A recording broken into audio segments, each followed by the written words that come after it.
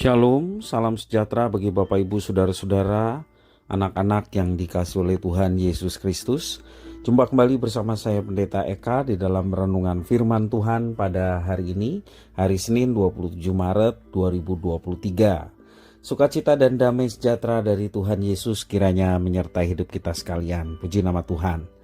Sampai pada pembacaan firman Tuhan hari ini, yakni kitab Daniel pasal yang ke-11. Kiranya firman Tuhan memberkati kita sekalian. Baik, sebelum kita merenungkan bagian firman Tuhan hari ini, kita berdoa bersama. Tuhan Bapa di surga, di dalam Yesus Kristus kami mengucapkan syukur terima kasih atas berkat, kasih setia, penyertaan yang sungguh nyata kami alami dari hari ke hari. Karena itu kami mau terus dekat dengan Tuhan dan kami mau terus belajar firman Tuhan agar hidup kami dikuasai oleh firman-Mu. Mampukan kami untuk menjadi pelaku-pelaku firman dalam hidup kami. Terima kasih Bapa, terpujilah namamu. Demi nama Tuhan Yesus kami berdoa. Haleluya. Amin. Saya akan membacakan di dalam Daniel pasal 11 ayat 36 sampai 45. Demikianlah firman Tuhan. Raja itu akan berbuat sekehendak hati. Ia akan meninggikan dan membesarkan dirinya terhadap setiap Allah, juga terhadap Allah yang mengatasi segala Allah. Ia akan mengucapkan kata-kata yang tak senonoh sama sekali. Dan ia akan beruntung sampai akhir murka itu, sebab apa yang telah ditetapkan akan terjadi.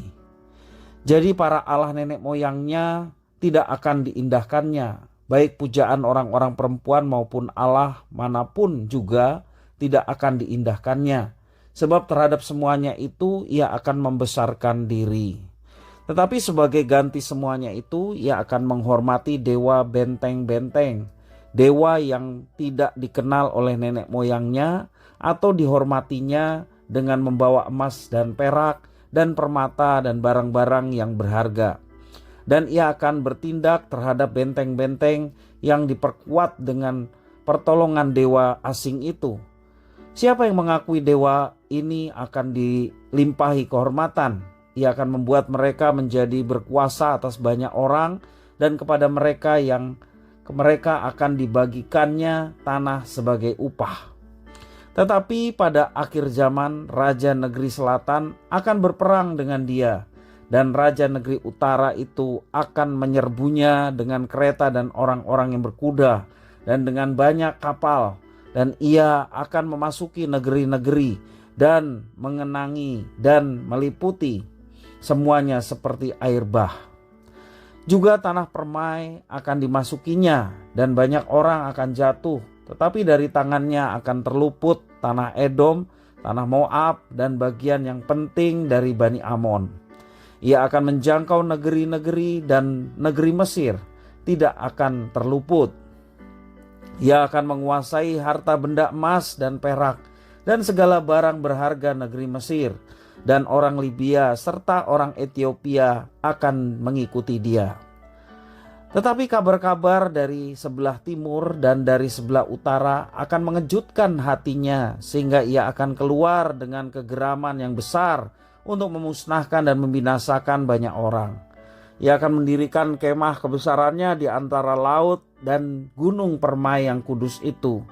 Tetapi kemudian ia akan menemui ajalnya dan tidak seorang pun yang menolongnya. Demikianlah firman Tuhan. Bapak Ibu Saudara-saudara yang dikasihi Tuhan, dari teks yang kita baca dijelaskan Raja Negeri Utara terkenal sangat sombong, sangat tinggi hati. Ia tinggi hati terhadap manusia dan juga Allah sesembahan leluhurnya. Bahkan ia juga memandang rendah Allah Israel yang maha kudus, Allah dari segala Allah yang ada. Dia memandang rendah Allah yang disembah oleh umatnya. Ambisi dari Raja Utara adalah menjadi Allah dengan huruf kecil ya, dan disembah oleh manusia. Di tengah kegilaannya, ia memutuskan kelangsungan tradisi leluhurnya dan menciptakan tradisi baru. Apa tradisi barunya? Yaitu memuja para dewa benteng-benteng. Itu tradisi yang sedang dimulainya. Ia mengiming-imingi orang-orang yang mau menyembah apa yang dia perintahkan dengan harta dan kekuasaan, agar mau menyembah dewa sesembahannya. Itu dikatakan ayat yang ke-39 demikian. Nah, sebenarnya Raja Utara ini ia menghormati dewa asing untuk keuntungan dirinya sendiri, yaitu sebuah strategi untuk bisa menjarah tempat peribadatan dewa-dewa asing milik orang lain. Jadi ada maksud di balik setiap penghormatan kepada dewa asing. Itulah yang dilakukan Raja Utara. Kalau kita perhatikan di dalam ayat yang ke-40 sampai 45, pada akhir zaman nanti Raja Negeri Selatan akan berperang dengan Raja Kerajaan Utara. Daniel merekam berbagai peristiwa peperangan antara Kerajaan Utara dan Selatan sebagai akhir zaman. Akhir zaman berarti akhir hidup atau kematian bagi para Raja Kerajaan Utara. Sebelum berakhirnya kehidupan Raja Negeri Utara yang sombong itu, ia disebut seorang yang mampu menaklukkan banyak bangsa, termasuk kerajaan Mesir. Kalau kerajaan sudah bisa mengalahkan Mesir, kerajaan itu dikatakan hebat. Nah, Bapak Ibu Saudara-saudara yang kasih oleh Tuhan, kita perhatikan juga di dalam ayat yang 42 sampai 43. Selain ia mampu mengalahkan bahkan menaklukkan kerajaan Mesir, harta benda berupa emas, perak yang ada dari Mesir, demikian juga Libya serta Ethiopia, semuanya itu dirampas dan diangkut ke negerinya. Dan menjelang akhir hidupnya, Raja Negeri Utara mendirikan kemah kebesarannya di Gunung Permai yang kudus. Gunung itu adalah Sion. Rupanya di Sion ia tidak menyembah Allah karena ia meyakini dan mengangkat derajat dirinya sebagai Allah. Akibatnya ia meninggal karena penyakit kematian dan tidak ada seorang pun yang menolongnya. Bapak Ibu Saudara-saudara yang dikasihi oleh Tuhan Yesus Kristus, sikap sombong terhadap sesama menunjukkan tindakan yang tidak terpuji. Apalagi meninggikan diri terhadap Allah yang berkuasa dan menciptakan kita.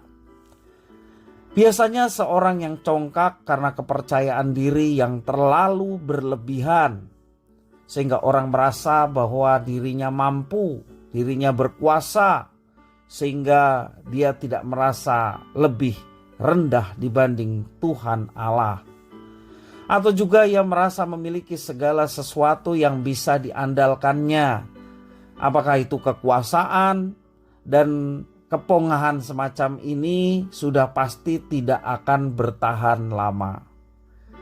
Bapak Ibu Saudara-saudara, segala kuasa, segala kehendak datangnya dari Tuhan. Janganlah kita melawan apa yang dikehendaki oleh Tuhan dengan berusaha untuk mencari kehendak diri sendiri dan meminta persetujuan dari Tuhan. Jangan kita merasa demikian. Itu merupakan kepongahan. Dan pastinya kepongahan itu tidak akan bertahan lama dan akan lenyap. Karena itu tidak ada gunanya seorang tinggi hati karena hidupnya di dunia ini hanyalah singkat. Seperti pepatah mengatakan bahwa urip nang dunyo mung mampir ngombe. Artinya tidak ada yang lama di dunia, bahkan hidup kita pun merupakan sementara, tidak akan abadi berada di dunia. Seperti seorang mampir untuk minum. Dan seorang mampir minum pastilah tidak lama, yang menunjukkan bahwa hidup di dunia ini singkat dan tidak lama. Nah, sebab itu mari kita menyadari bahwa suatu hari semua orang akan kembali kepada penciptanya. Nanti dikatakan kitab suci bahwa Kristus datang kali yang kedua akan menjadi hakim yang adil. Siapa percaya kepada Raja segala Raja, Yesus Kristus Sang Mesias, dia akan mengalami kehidupan dan keselamatan. Sebaliknya barang siapa menolak Yesus dan tidak mau percaya kepada Yesus sebagai satu-satunya Tuhan dan Juru Selamat, mereka pun akan dipisahkan dan keadilan Tuhan yang akan membuat mereka mengalami hukuman. Sebab dosa terbesar yang dilakukan oleh manusia adalah ketika seseorang menolak Juru Selamat Yesus Kristus dan justru mengikut kepada yang lain. Bapak, Ibu, Saudara-saudara, pada saatnya semua orang akan kembali kepada Sang Pencipta, yakni Tuhan Allah, yang kita lebih jelas Tuhan Allah di dalam Yesus Kristus. Semua akan kembali kepadanya. Karena itu sebelum waktunya itu habis, marilah kita gunakan kesempatan yang ada untuk bisa melayani Tuhan, untuk melakukan tugas tanggung jawab yang dipercayakan dengan sebaik-baiknya. Dan percayalah, apa yang kita tabur, apa yang kita persembahkan untuk Tuhan tidak akan menjadi sia-sia, tapi boleh mendatangkan berkat. Berkat pertama kita yang melakukan, itulah yang kita dapatkan. Demikian juga berkat bagi orang lain. Kiranya firman Tuhan boleh menjadi berkat bagi kita sekalian. Mari kita berdoa. Tuhan Bapa di surga, di dalam Yesus Kristus, terima kasih hari ini kembali kami dapat belajar bagaimana kesombongan, kepongahan mendatangkan kehancuran dan tidak akan pernah lama langgeng karena semuanya akan berakhir. Tetapi kami bersyukur oleh karena Tuhan yang menganugerahkan kepada kami bukan saja keselamatan, tetapi tuntunan hidup supaya kami hidup seturut dengan kehendak Tuhan, firman Tuhan yang boleh terlaksana dalam hidup kami sekalian. Terima kasih ya Tuhan, inilah diri kami sedia untuk belajar firman Tuhan serta menerapkannya. Demi nama Tuhan Yesus kami berdoa. Haleluya. Amin.